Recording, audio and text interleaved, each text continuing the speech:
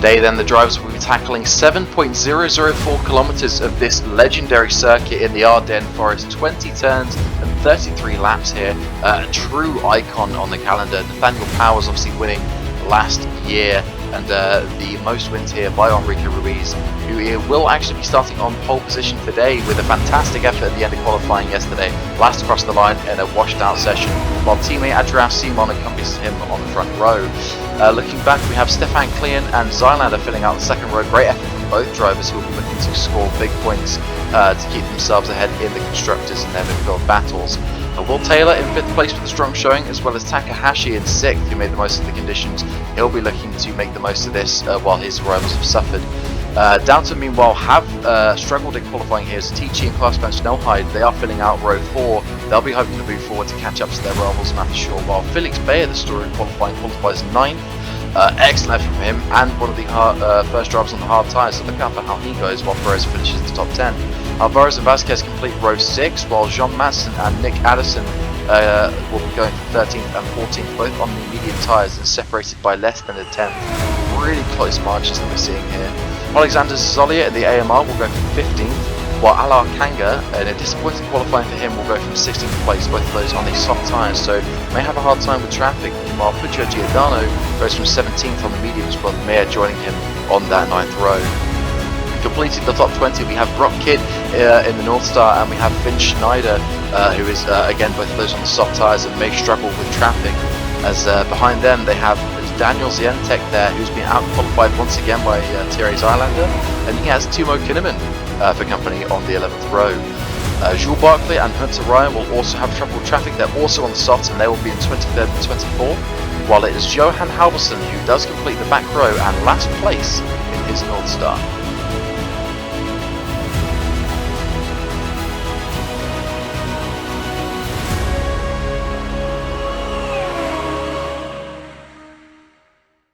So then, as we look down towards the grid here, we have Enrique Ruiz on pole position on the left. His teammate lines up alongside Adrian Simon in 2nd place. We wait for the lights to go out now. It's a long hold here, and we're racing in Belgium. That's a fantastic start from both Ruiz and from Zylander. Ruiz covering off that inside into last source. Simon tries to go around the outside, but doesn't quite have the grip. Comes under attack now from Klein, as Taylor just has to back out of it there. Meanwhile, in the background, Zylander has dropped position. He looks to be under threat already from Zatici, as we see side by side through Eau Rouge and up through Radion now, and Klein has to yield to Simon there, and now he finds himself being pressured by Taylor.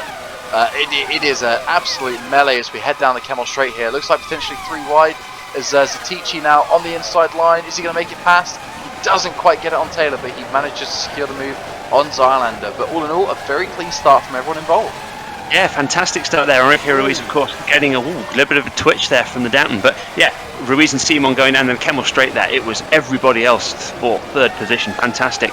Klein looked like he was going to lose out, but he's managed to stay into 3rd, while Will Taylor up into 4th place. Zylander just dropping back ever so slightly, but Ruiz already looking like he's trying to stretch his legs and run away with this one.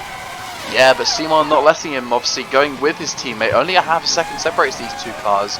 Meanwhile, they've already pulled out 3 times that on the nearest competitor. So these two are definitely looking to press the early advantage, while their rivals are sort of recovering from what was a pretty poor qualifying. But obviously, you have to remember it was a bit of a washout. Hence why we have a particular team on the grid which we wouldn't expect, which we will get to later this race. But all in all, yeah, a decent sort of start for Downton to recover, but yeah, excellent work to press that advantage from Matthew Shaw. As speaking of Downton, down the inside goes Klaus-Ben Snellheide with a textbook move, as although Zylander does fight it back a little bit, but Snellheide gets the traction and takes 5th place, 6th place. Yeah, good move from the Dutchman there, but he's really got to make this happen now. He's on the soft tyre compared to pretty much everybody ahead of him being on that medium. An extra stop compared to them is going to cost him in the pit lane, but he really needs to be much further up the order than he is already. That qualifying will cost him. It's just a question of how much, unfortunately, for today.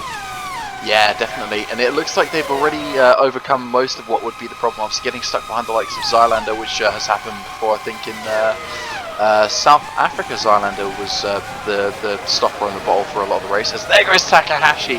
What a move! I didn't even see him coming up on Zylander there, but that Honda power zooming past the Alfa Romeo, and then just excellent work under braking.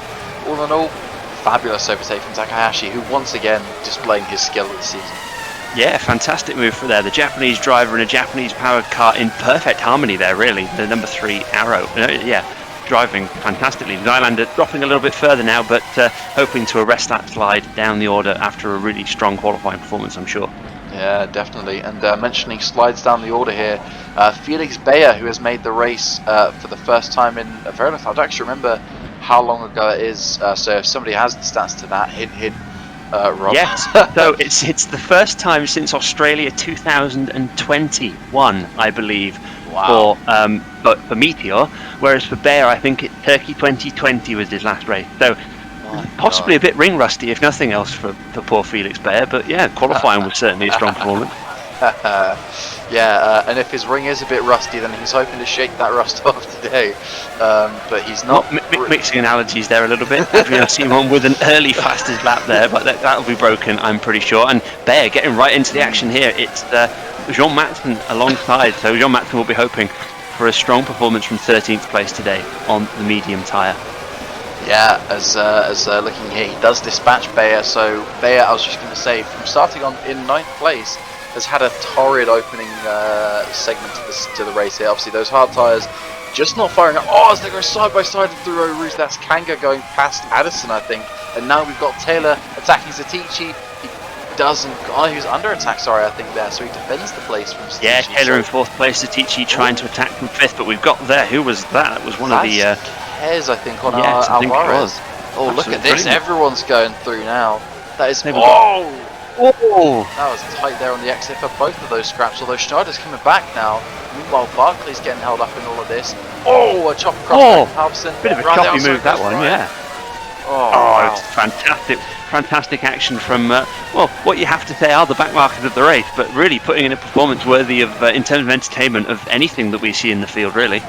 Yeah, definitely. I'm a firm believer that as long as it can go as fast as something near it, you can have a great race. It doesn't care. I don't care where the racing is, as long as it's good to watch. And absolutely, that was and absolutely scintillating. And indeed, as one of the great all-time commentators from the northeast of England once said, you only need 2 cars to make a motor race. It's true. Who said that? Was that Hindy? It was indeed. Oh, what a legend! I'd love to be his friend. It's Klaas van Snelheid. Oh, great move there from Van Snelheid, diving down the inside. He's going to have to hold it around the outside, going through the final corner of the circuit, but he's going to get the traction with those soft tyres past his teammate. You'd think into La Source that Zatici won't make it too hard, but we've seen before Zatici, he's punchy when he gets overtaken by his teammate. What will happen from here? Definitely, is he's got a decent exit there, and the exit looks to be closing coming into Eau Rouge. So we'll cut away, and we'll view these two instead. As Seymour is what's the word? Stalking his teammate. Yes. Oh, here we go. Oh, Zatici is coming back, so that run did pay off there. So clearly had to run around the outside and flick on, and yeah, he takes that 5th place back. Obviously, great for us to watch, but they're going to be running out of fingernails very soon down at the Downton pit wall. That's Bayer tries to hold around the outside. Oh, and then a little bit of a twitch there from the number 41 Phoenix of Alar Kanga. Addison goes around the outside, going through a corner. Yeah, down into Rivage as well. No one ever knows what the third part of Le Con is. I know I don't. This is corner with no name, which ironically seems like the corner with 2 names before it as well. But, yes, so No Name Corner, also known as Speaker's Corner, because that was where historically one of the commentators was sat for the track. Have I just missed an overtake by a boring? Yeah, that was Kid up the inside of Puon. You do not see an overtake there. Then we got right up the inside. Whoa, 3 wide, 4 wide, 5 wide. Michael Waltrip. Little inside joke there for everybody in the commentary box. But yeah, absolutely fantastic action. Tell you what, that North Star, it might be a little bit slower in terms of outright pace, but it certainly races well, as we see another 2 drivers racing well here. It's Zatici and Van Snelheid once again alongside each other, and the Italian looks like he's just held him off again. Yeah, definitely, although he's going to come under attack again here into La Source maybe, as he goes ultra defensive, and that's surely going to set Klaas up for a nice run up the Eau Rouge and down the Camel Straight. So might be a bit of a folly there from Zatici, but we will see, as they are so close going up the hill. And speaking of close, Takahashi is also keeping tabs on this battle as... Oh, is that Simon up the inside? Simon up the inside into Lecom. It's not happening. Oh, tightened up the corner a little bit too much for him there. Ruiz on the outside, of course, has the right to the line. So, so does Taylor. Great move. Into the podium position. So, Will Taylor, two podiums in the past 3 races. Sorry, looks to make it 3 out of 4 today, of course. And yeah, he's right in the mix. Yeah, absolutely. Definitely throwing his hat in the ring. I'd be surprised if he can make it any further than that on pace, but you know what? You keep your nose clean there. All it takes is maybe a little bit of misfortune from those around you. You either have a definitely secured position or maybe even better. So that's what they'll be aiming for, I'd reckon, down at Phoenix. Too right.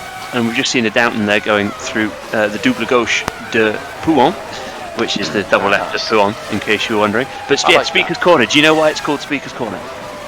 No, not a clue, honestly. I've never heard of that. The former track commentary team, one of them was at that corner, and it was the only corner on the circuit. It was the only corner from the commentary position at that side of the circuit that the commentator could see. So when the cars were on the far side of the track, that's where he spotted all the changes of position in action.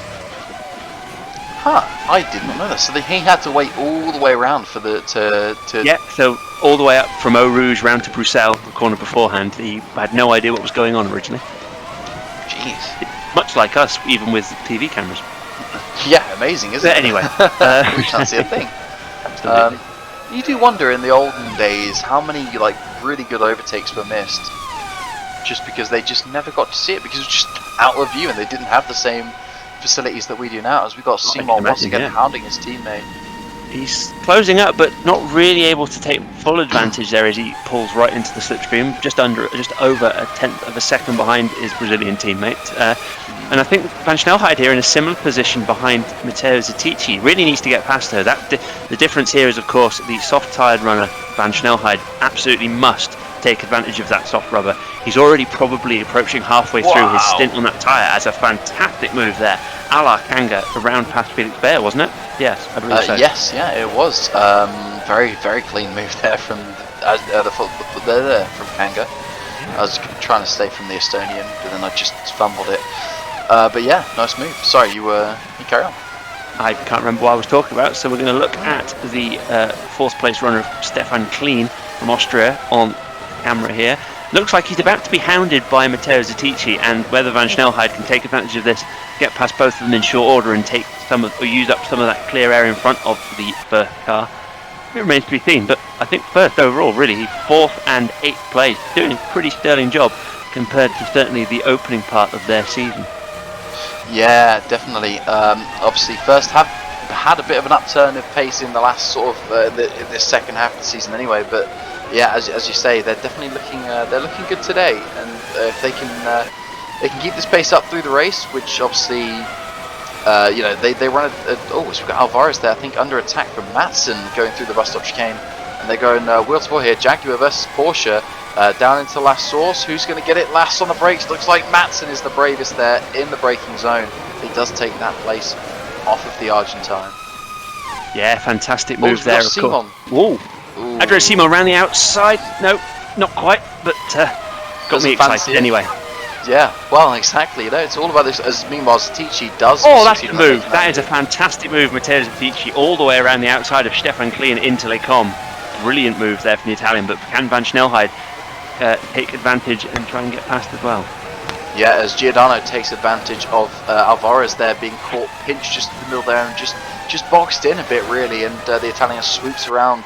So that outside line really is the favoured overtaking spot into Lecom. But yeah, from Zetici, I'm not going to lie, he must have been on the brake stroke all the way into that corner. He went so deep with that one, just trying to make sure he got in front, and it worked. He got himself up ahead of Kleen, and now he'll be looking to pull out that gap. Already 7/10. Yeah, definitely. And 2 seconds up the road is, of course, Will Taylor. So Zetici very much in the fight for that final podium position.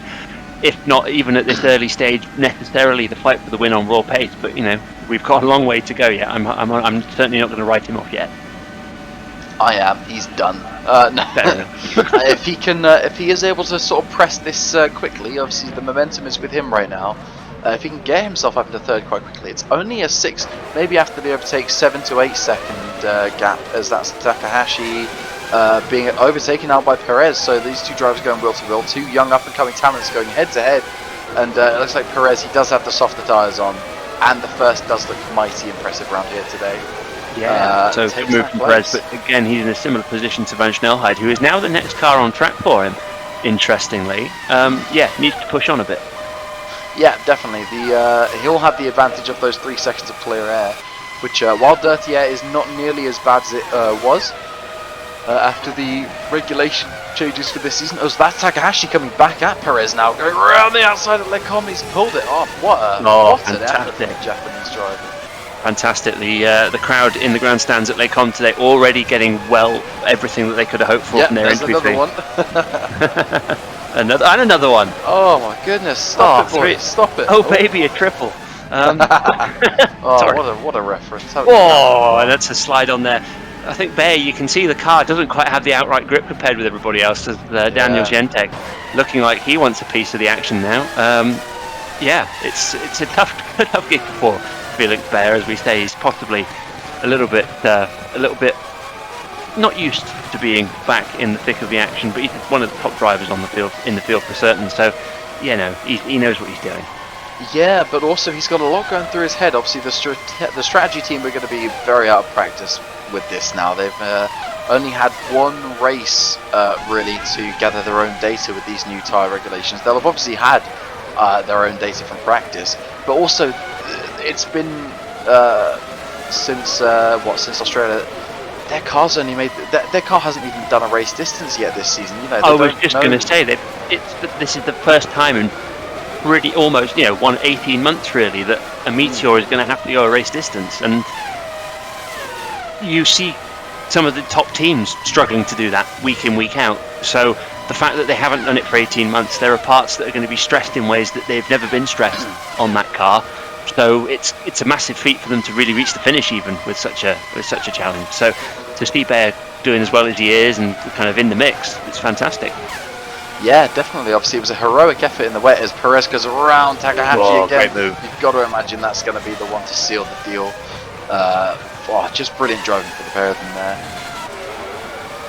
Absolutely. So just looking through the field for a bit of to see what's going on. Enrique Ruiz leading the pack by 0.6 per second ahead of his teammate Adrian Simon, while a further 7.5 back is Will Taylor in third for Phoenix. Another great performance from them. Yeah, obviously Phoenix have gone from strength to strength this season. Admittedly, they have had probably their stronger rival for third place be knocked out of the running due to their own actions, which we won't go over because it doesn't bear thinking about. But they have still put in an impressive effort. Obviously, they've just.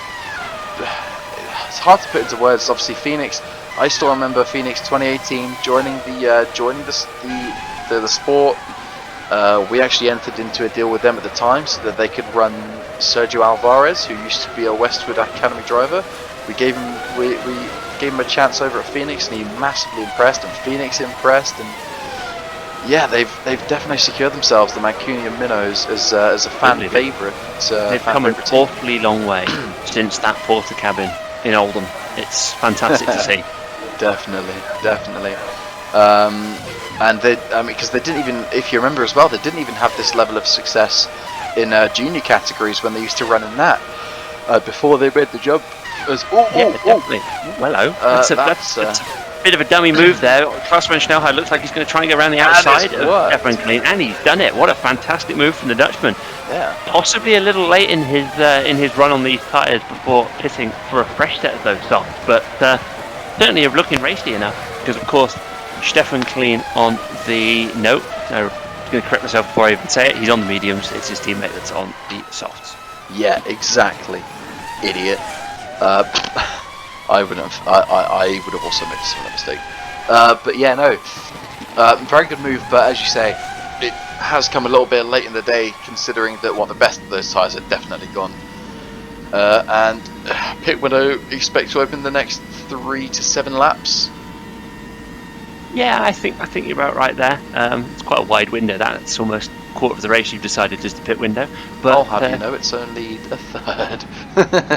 yeah, okay. Wait, the maths that isn't right. But anyway. No, yeah, we won't worry about that. Adrian Simon coming out the final corner, punching it out there, but Ruiz just seemed to have the legs on his teammate a little bit there.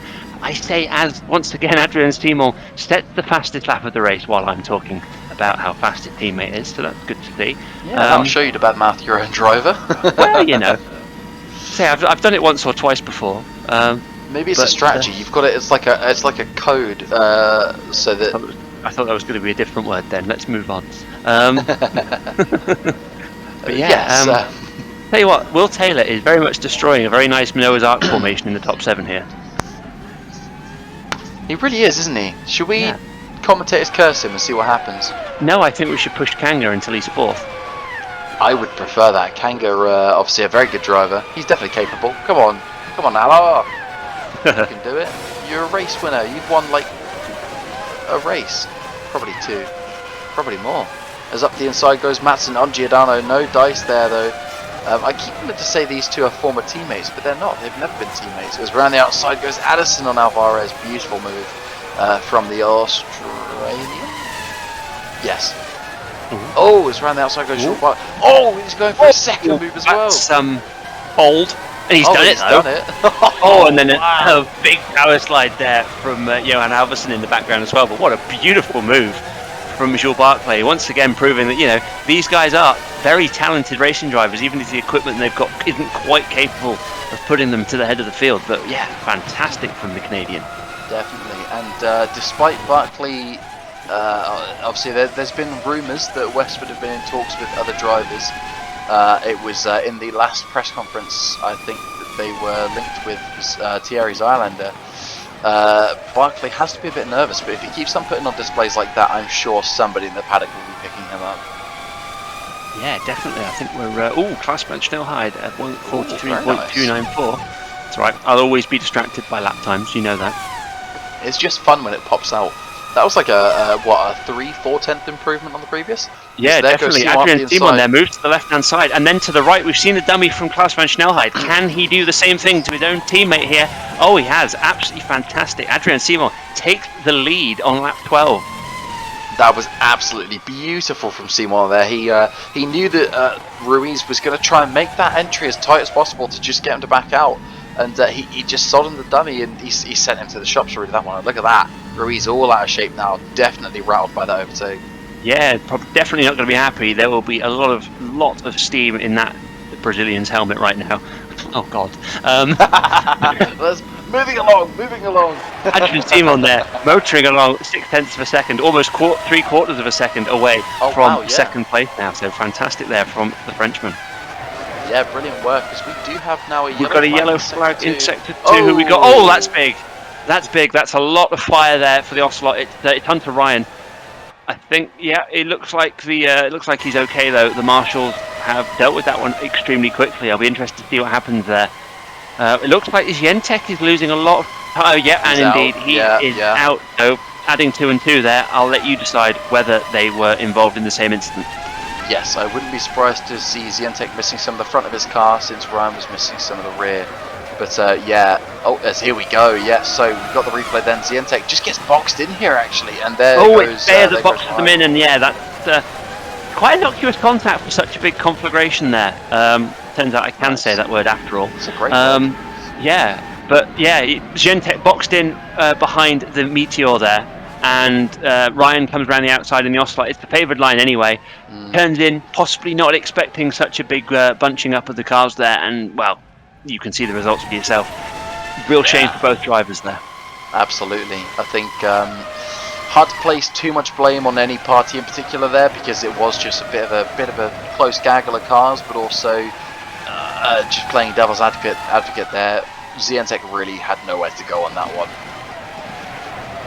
Yeah, I think it's difficult for everybody. I think it highlights some of the issue as well with, you know, we all like to see teams and drivers making the grids that are a bit unusual, that we don't see very often, but got to bear in mind as well that some of the rules that are in place are for safety. Some of the caveat with this, of course, is that Bayer is on the hard tyre, so that's going to naturally slow him down a little bit, but this speed differential is sometimes dangerous, and I think we've seen it in action there. You bulk up behind a driver and all hell can break loose very quickly. Yeah, definitely can, as it did. And yeah, as you say, the Marshals did an excellent job of clearing that quickly. Obviously, they are some of the best in the world here, the Belgian V-Prix. So we're very, very blessed to have them helping out. Obviously, these men and women, they take time out of their own lives to come here to support these categories. And we couldn't go racing without them. But yeah, Van Snelheid pit. So coming in now, looks like a good entry to the pit lane. It's quite a complex pit lane to come into in comparison to others. Obviously, with a sharp left-hander beforehand, and I think we've got who's that behind? It is Felix Perez. So it'll be interesting to see with these first round of pit stops for the soft-tired runners who can be quicker and who ends up losing out a little bit. Van Snelheid, of course, in the final pit lane here. Relatively clean exit from the pit lane he'll have, of course. 4.2 seconds, not the best stop there from the Downton pit crew. 3.4 in comparison with Perez, 0.8 of a second. It's whopping, really, when you think about it. Such a short amount of time to gain 0.8 of a second. You can't do that on the track sometimes in 10 laps. So getting it in one fell swoop in the pit lane, brilliant work from the first guys there. Yeah, and I mean, obviously that's why these guys do in fact drill their stops just every chance they get, making sure, because those few tenths around the outside is Mats, and these two still going at it. Amazing scrap. See, these two have been in it from the very start of Formula Virtual, 2 season veterans. Here comes Klaas Van Snelheid looking to spoil the party a bit. Yeah, looking like a lion stalking his prey there somewhat, Klaas Van Snelheid. I don't think it'll be particularly long until we see him going past the 2 veterans of our sport. Definitely not, as he's probably just going to look to... Oh, well, I was just about to say he's going to look to bide his time, bring the tyres in slowly, but gets a big wobble on, pushing through Pouon. He really wants to clear these two and get into that clear air in front of him. Yeah, definitely. I think that, yeah, you make a good point. Maybe it is worth him slowing his attack down just ever so slightly, bringing them in a little bit for the longer run. But yeah, he's going all out attack, going qualifying mode, trying to use the best of that tyre while he's got it. Yeah, and it looks like it might actually pay off here, as he's got a great run on Giordano going through Blanchimont. So maybe he's going to be looking to line up a move into the bus stop chicane, and he jinks to the inside, dives down, perfectly judged on the braking there. Giordano just lets it go. Discretion the better part of valor, as you say there. An excellent move there from Klaas. Yeah, definitely. Next up, of course, Jean Matson in another 38 Ingram. Only, well, right in front of him. I'm not even going to bother saying how far up the road he is in time terms. You can see him, it's a visual gap. But once he's cleared him, that's 9.5 seconds to the next car. So having made his first stop, fringes of the top 10, but with plenty of space to drive into to really hammer home his tyre advantage. Yeah, absolutely. Obviously, that 9.5 seconds could be crucial in potentially deciding the outcome of the race. Obviously, he has one more stop to make than the leaders, but it's very possible to negate that kind of thing with enough clear air, as that's Perez, I think, trying to pass Addison with no luck there, and Alvarez being passed by Vasquez, I want to say. Yeah, absolutely. Because kind of going back a little bit to the soft-tired runners, you talk about the advantage that they need to have on the tyre. Really, with Matson on the medium and Van Snelheid having already pitted, they're essentially on equivalent strategies in terms of stops now. So this overtake on Matson is pretty much for position, albeit with different times at which they put. And yeah, he's not wasting any time trying to get past, but that was very rash. I think Van Snelheid possibly not quite as happy with his strategy choice compared with his teammate here. So Downton might have a little bit to answer for when the Dutchman gets back after this race, depending on how it pans out for him. Yeah, I think the thing is that those soft tyres are definitely looking quick, but they don't look just like a simple pass kind of thing. As that was again excellent defending, mature defending from Jean Matson. Kept his line consistent, but made sure he closed the door around the outside there to just prevent any chance of Klaas getting round. But yeah, it's.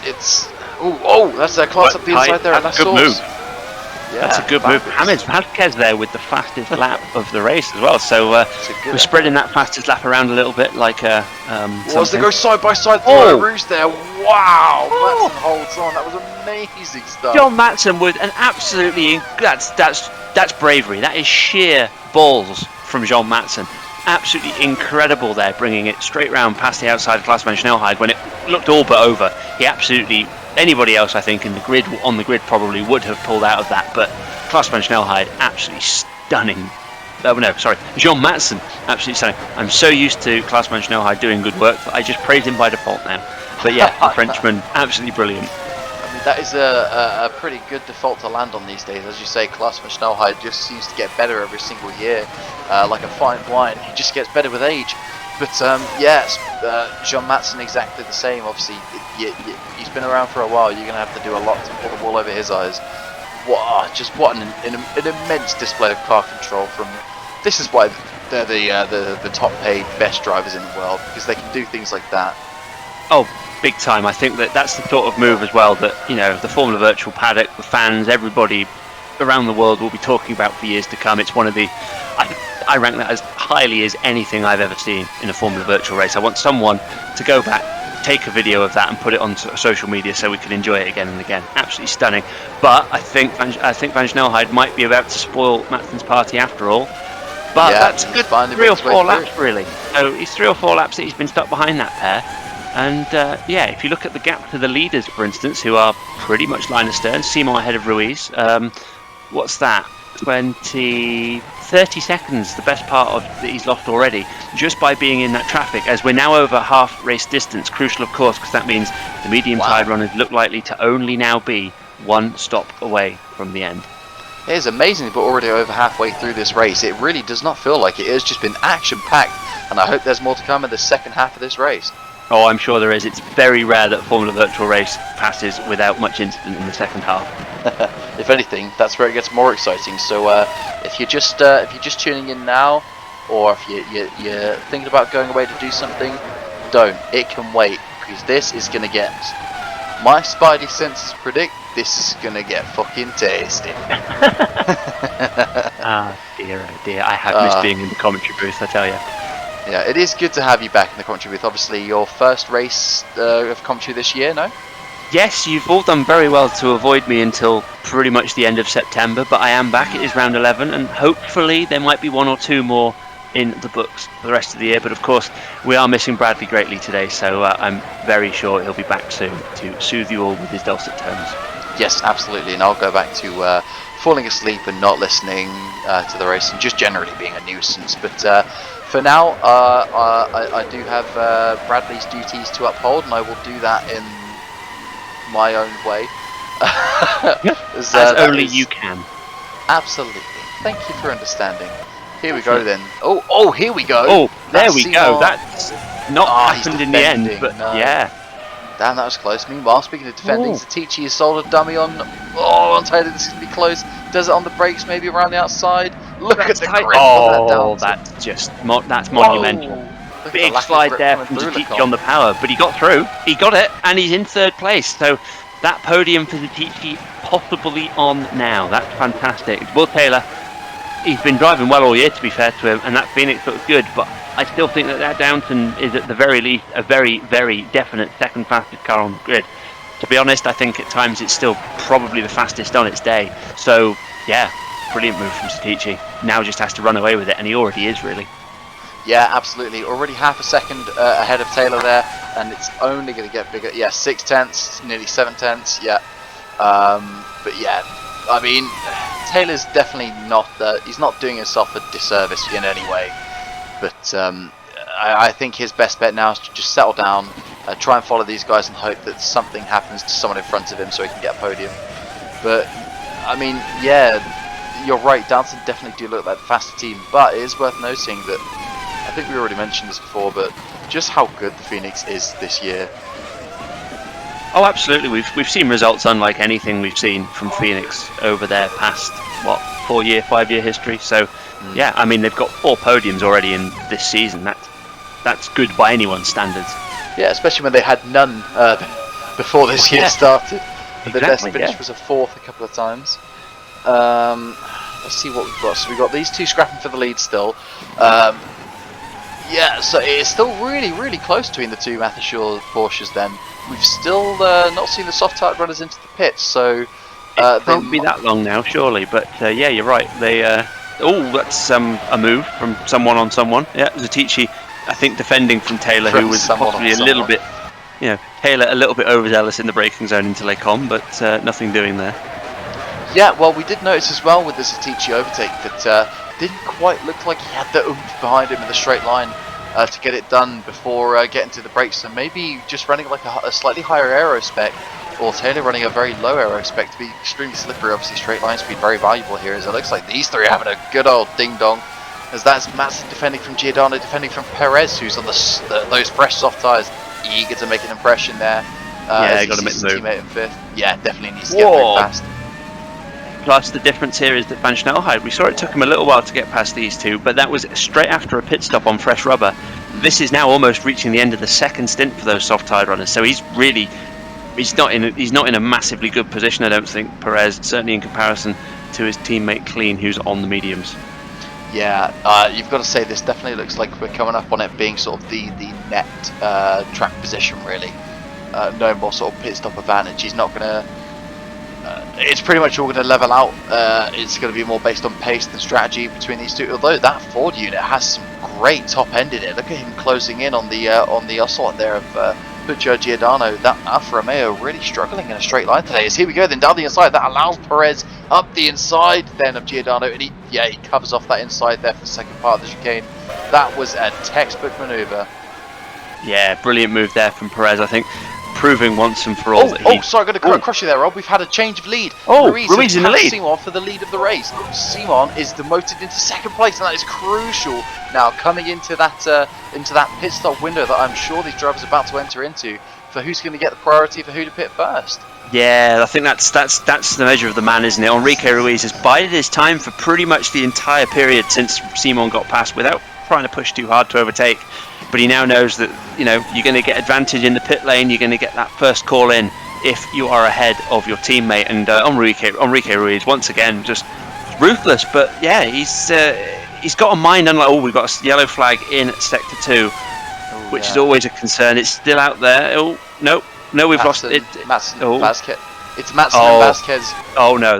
That's I've just briefly seen that. That is a big one. Lots of debris. Yeah, we'll bring you the replay when we know that everyone's okay with that. But that's pretty big. As I think, Enrique Ruiz makes his pit stop, and indeed, Adrian Simon will be going a lap longer to make sure that the two Mathershore Porsches don't stack. Yeah, absolutely. Always the safer bet, really. Double stacking when your teammates are that close is just never gonna win you a race unless it's sort of interchangeable conditions. No, absolutely. Especially when you're talking of margins of less than half a second between the two of them. A 3.6 second pit stop for Enrique Ruiz there. So it'll be interesting to see what the delta in pit stop time is between him and Simon. You would assume on the next lap. Here we go. Oh, Matson just got green for the curb. Drops it on the curb and then... that's such a shame. So was that Giordano in the Ocelot has kind of seen the accident happening, pulled out at the last minute. Brilliant reactions from him. Yeah, just a bit too much cut. A little bit of a weird accident there. That's just huge. I don't really want to see the onboard if we're going to get it from Vasquez. I think, I'm going to have to look away here. Yeah, just no. Where was he supposed to go? Unfortunately, all the reaction times in the world are not going to save you from that. Here we go. We've got Ruiz then. Here's how he did it. Exactly, similar to what Simon did to him. Feint to the inside. Oh, yeah. He had to be very brave in the mid part of the corner. They're trusting that the tyres would stick even at this late stage in the stint. But yeah, great move. And it looks like one that, depending on the outcome of this next pit stop for Adrian Simon and whether or not the undercut actually works, could prove crucial. But he is crucially boxed up on his outlap behind Stefan Clean. He didn't manage to get out on the pit exit cleanly, we saw, and he still isn't past him, which means that Adrian Simon is just going to get that little bit of an advantage, I anticipate, coming out of the pit lane. It's going to be tight though, so we'll see what happens. Yeah, absolutely. Obviously, Simon carrying on, getting the advantage of the fresh air, but having those, and here he goes into the pits now then. So here we go. Ruiz makes his way down towards the bus stop chicane. Is he going to pass Clean, or is he going to wait for Clean to pit? I don't know, but is it going to be enough for Simon to stay ahead? Simon has now left his marks. He's out of the pit box. 3.7 second stop for Simon, so only a tenth of a second in it in terms of the two stopped by the Mathershore Porsche pit crew. So this is all on the drivers. This is all on this outlap. We've got another yellow flag in Sector 3, but I'll follow this for a second. There, but yeah. There we go. Simon looks like he's going to be tight. He's out ahead, I think. Yeah, he's got it, although now he's got the uphill battle quite literally going through Eau Rouge Radion down the Camel Straight, defending for his life against his teammate. Oh, that is huge. That is an absolutely massive incident there. Who is that? It's Van Snelheid. Snelheid. Oh no, that's going to be a big loss for the championship as it stands for Klaus Van Snelheid. That is so unlucky. I'm sure we'll get a replay going at that. But one thing to consider for this lead of the race is, in fact, we'll go with this first. Yeah, so Van Snelheid up the inside there. Oh, brave move. Yeah, Zaalander needs to go in the pits. Oh, he needs to pit. Both of them there. Oh, that's a shame. But then, of course, we're going to see, I think, a reverse from Van Snelheid, and it's Nick Addison. And okay, Nick. Oh, that's not good. No I think four from both parties there. I think you've got to say that Addison had so much time, all the time in the world, to avoid that one, and still ploughed into it. So, not the best really from either of them. But it's important now. Simon looks to be just fending off Ruiz while he was on that cold rubber compared to Ruiz's 1 lap old warmed up rubber.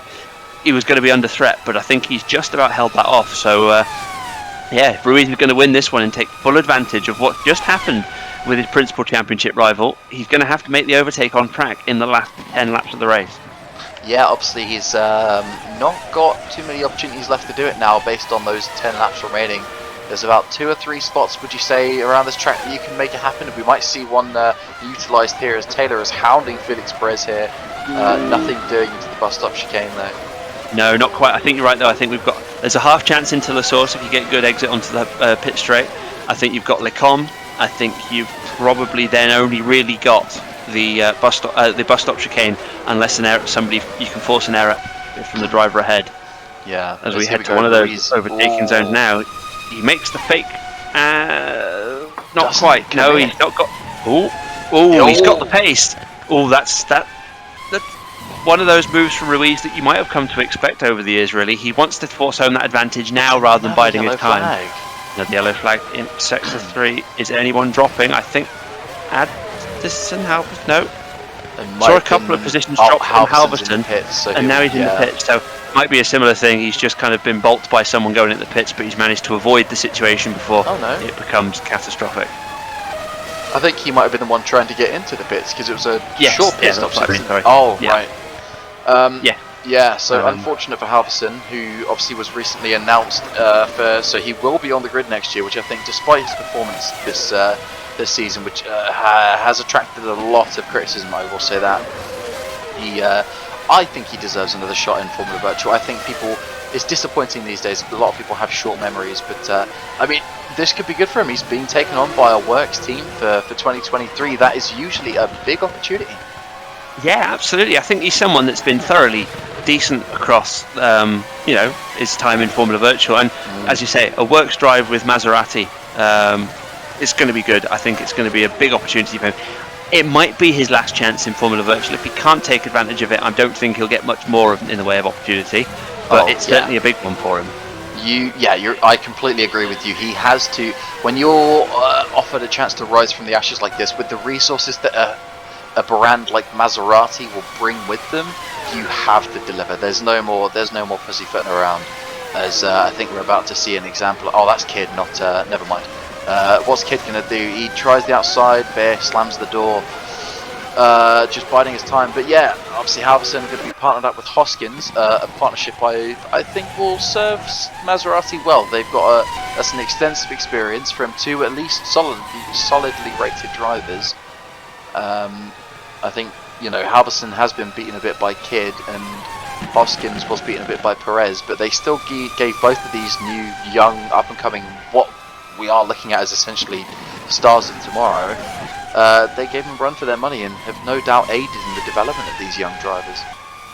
Oh yeah, most definitely. I think that I've always been someone who enjoys the travails of the more experienced drivers in Formula Virtual. I mean, I think that people I've been choosing to drive for me recently probably gives that away somewhat, but yeah.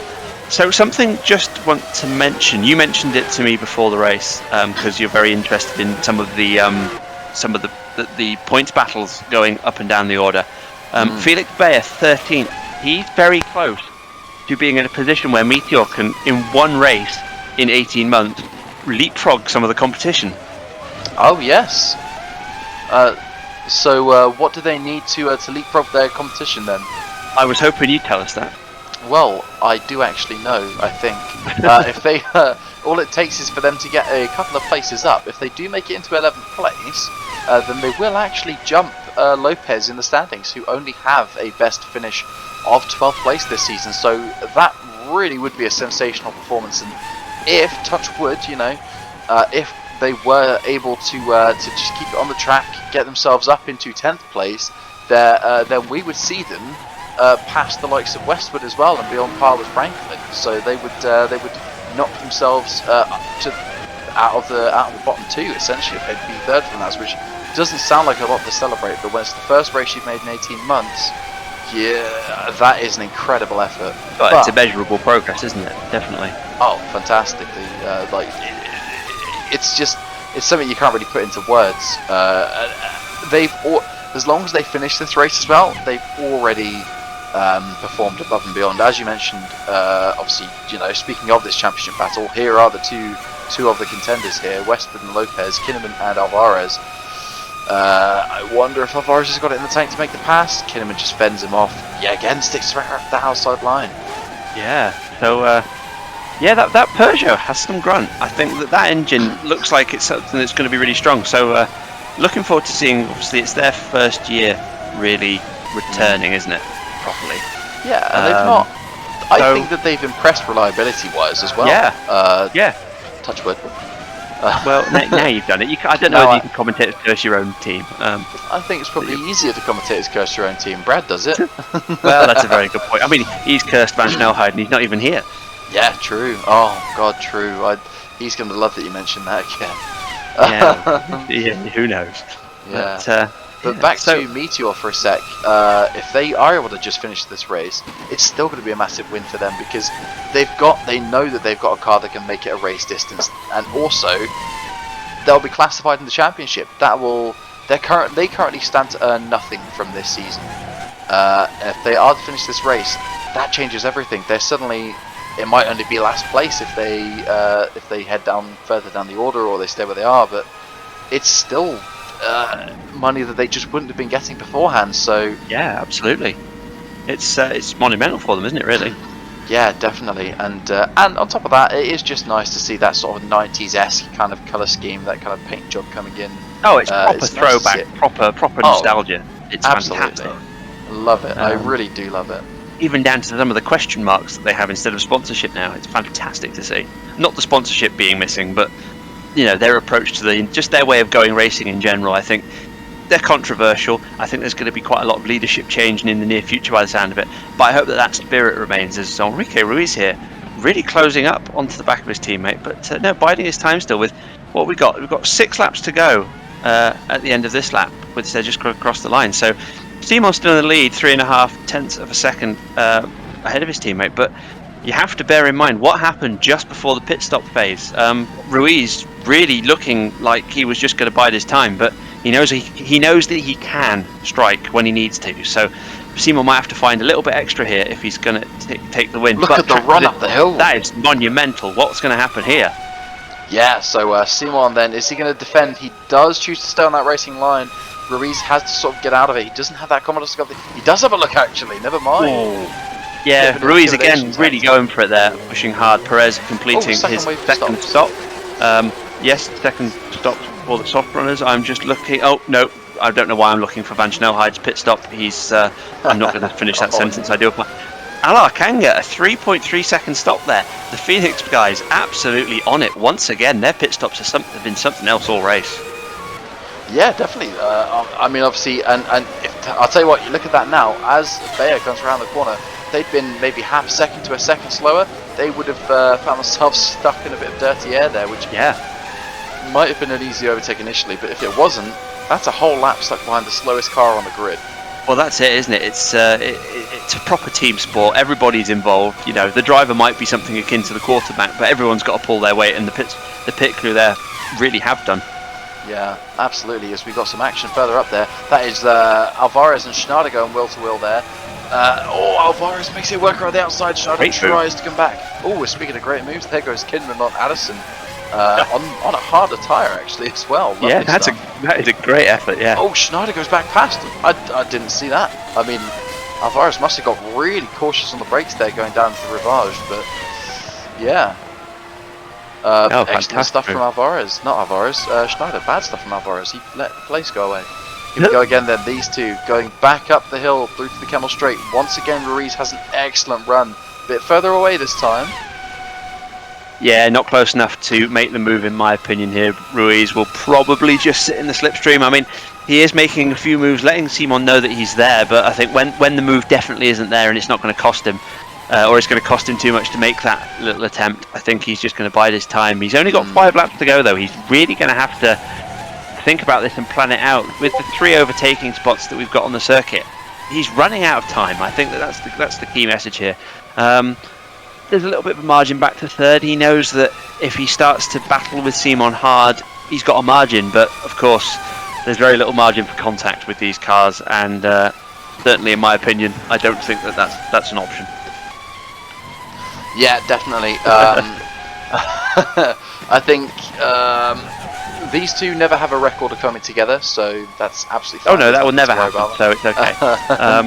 But yeah, as you say, time's running out for Ruiz now. Seymour obviously isn't getting away, but he's not getting he's not making mistakes either. And Ruiz will know that making sort of looming in the mirrors on the inside or faking a lunge or anything like that, it's not going to really work on someone like Seymour. You have to really work hard for that kind of position, as we have a brief yellow flag in second. Oh, it's not so brief after all. Not so brief now. What are we going to see? Nothing in particular. No, we're okay. All right.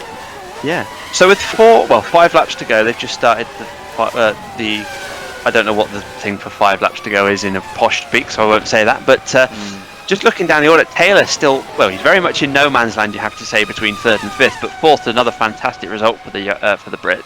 Yukui Takahashi, I know at the start we were mentioning him, but quietly got on with his job. 6th place, splitting the 2 first cars. That's a performance that anyone would be happy with.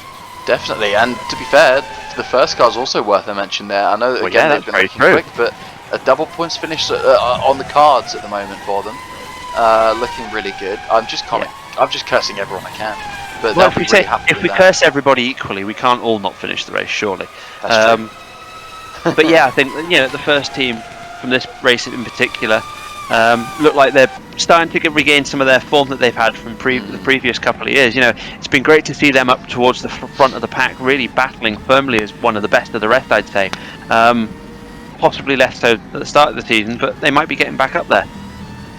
Yeah, definitely. I mean, I know from my experience, I spent a good portion of 2017 where my cars were sort of battling first before we eventually were progressing on towards fighting with Franklin. But they are fierce competition, and you cannot underestimate them in any circumstances. And this is proof of that. The second that they get a whiff of any kind of advantage, they're going to press that, and that's what they've done today. This whole weekend, in fact, they made the best use really that they could have of the conditions yesterday. They've made the best use of that starting position today.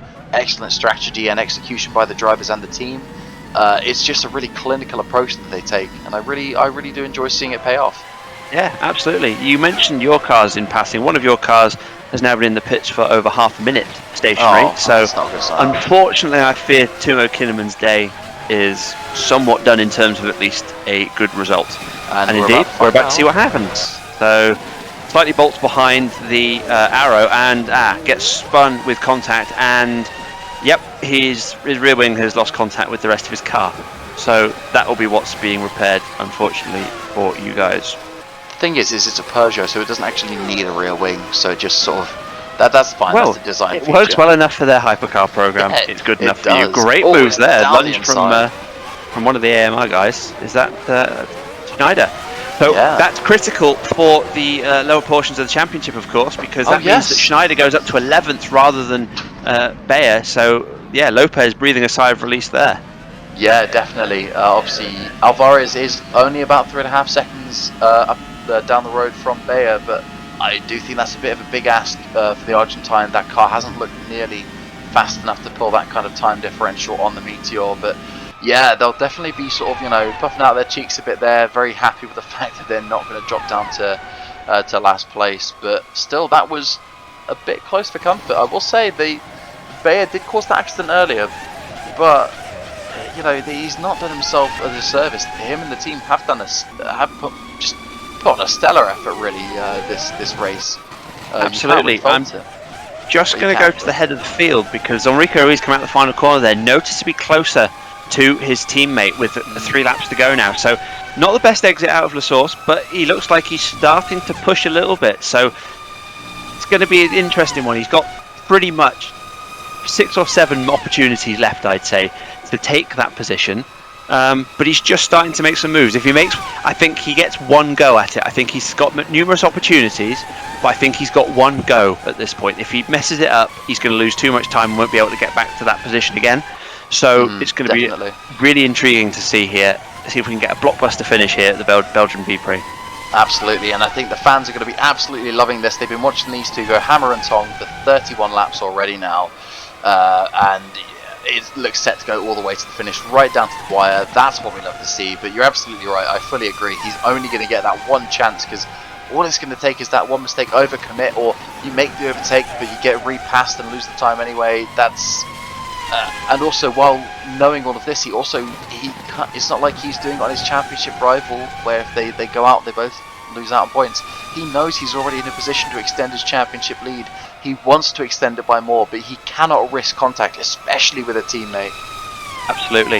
Simon through the twisty parts there, just showing a little bit more in terms of the, because obviously the turbulent wake, even reduced as it is this season, proving difficult for Ruiz. But Ruiz, crucially, remember, has 1 lap fresher on his. No, it's the other way around, sorry, isn't it? Adrian Simon has 1 lap pressure on his tyres, so that might lap 32. Just about be the difference maker here. So Ruiz, of course, made the move to get the pit stop first for the fresh rubber, and then didn't work. Simon came out in the lead. Now has the fresher rubber as well. So a bit of a double advantage from the pit stop phase from Simon that hangs over all the way to the penultimate lap of the race. But Ruiz, just under half a second. It's going to close to 4/10 under the Goodyear Bridge. 3/10 now. It's not going to be close enough this lap, but I think we're 1 lap away. We've got 1 lap, I think. I don't think he's going to do it this time. It's going to have to be all or nothing for Enrique Ruiz here. Yeah, definitely. And obviously, if there's any button, any sort of extra juice button that Ruiz can be pressing, he's going to be spamming that next time he comes out of the last source hairpin there, just trying desperately to get that straight line speed advantage on Adrian Simon. He's noticeably not dropping off as much as, oh, here we go, Kidd up the inside now of Alvarez. So that's 13th place there for Brock Kidd, which is not a bad showing considering where he started and considering the soft tyres didn't really look like the best strategy call today. No, absolutely. I think he's done well almost in spite of his strategy, sadly, rather than because of it. So we'll see what happens with that. So coming now through towards Blanchimont. It's a good couple of tenths closer and he's gaining. Yeah, so Adrian Simon here, I think that I don't think he's going to be close enough into the final chicane to make the move, but it's all about this exit coming out of the final chicane now to set him up for the final lap of the race. Yeah, and here we go then. So, starting lap 33 now, the final lap of the race. The gap is 4/10 between Simon and Ruiz. It is go time. It is now or never for Ruiz. Ruiz gives up on 1 opportunity. He has 2 left. He has the Lecom at the end of the But it's a fantastic exit. It's a fantastic exit out of the source. Right. Yeah, and that's 3.5 tenths, 3 tenths. He's gaining all the way up the hill through Radion onto the come straight. 2 tenths, 2.5. He's under 3 tenths, going less than 2 tenths. He's got the inside line. He's faked to the inside. He's pulled the dummy off. He's put it to the outside.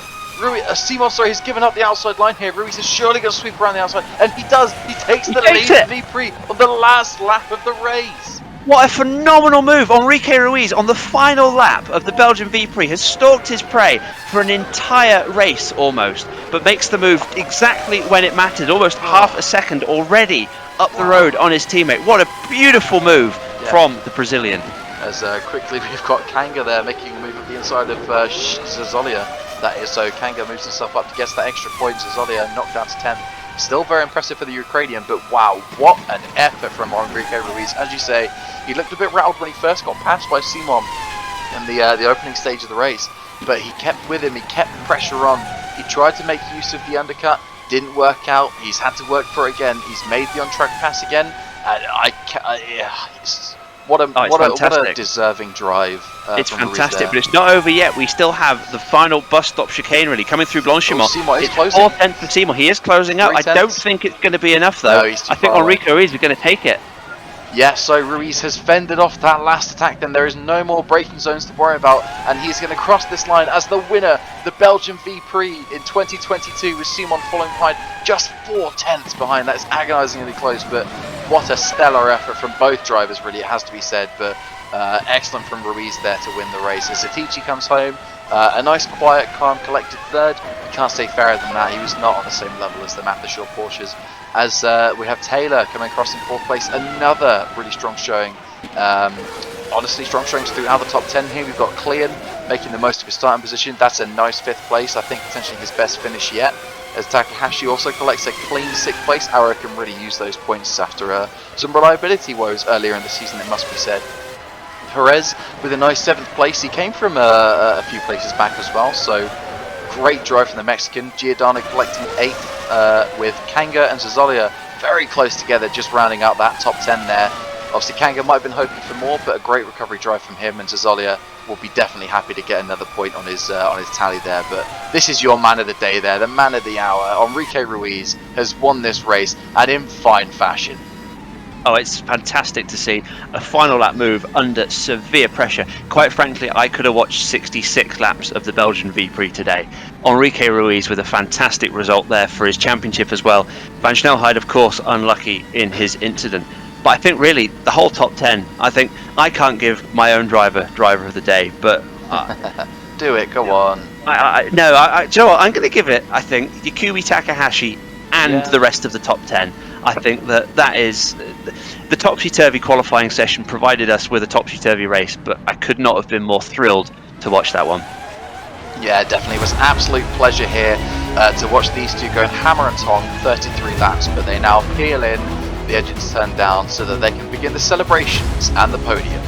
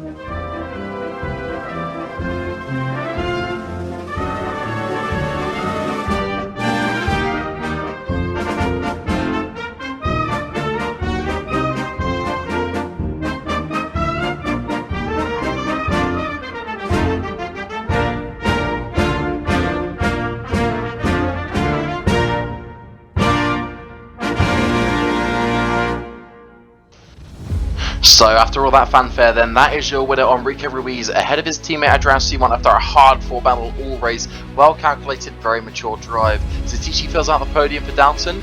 Meanwhile, we have other strong showings there from Klein and Perez getting a double points finish there for first, and also for Takahashi with a strong drive as well. Felix Bayer gets his team classified in the championship, which is huge for them financially, but is unable to move them up the order in terms of any actual constructors positions, which he'll be disappointed at in regards to the high rate of attrition, which we can see here. Many drivers actually retiring due to collisions, including a double retirement for Ingram, hugely damaging in their fight for third. So if we look at the Drivers' Championship now, Ruiz actually gets a lead now up to 37 points over Klaas van Snelheid, looking really good for the championship here so far if he keeps his foot in this way. Meanwhile, Will Taylor moves himself up within 2 points of his teammate. Takahashi, Klein and Perez all move up at the expense of the likes of Kidd, Ryan, Zylander, Schneider and Alpson there, all of those dropping down the order after today's topsy-turvy race and topsy-turvy weekend after the washdown session. Bayer also moves up a few places ahead of people who have not had strong finishes, but obviously does not have any points to his name. So that is the end of that. Moving to the Constructors' Championship now, Matthew Shaw have moved 58 points ahead of Downton in their Constructors' Scrap, while Phoenix have moved a very long way ahead of their rivals as well. So some big gaps now opening up at the top. We also have First moving into 7th place in the Constructors, which is very strong for them. They'll be happy with that. While Highwood are unfortunate to now drop outside of the top 10 in the Constructors. But that is all from us today. Thank you very much for watching. It's been an absolute pleasure, and what a cracker of a race it was. We look forward to seeing you in the next round at Monza, Italy for round 12.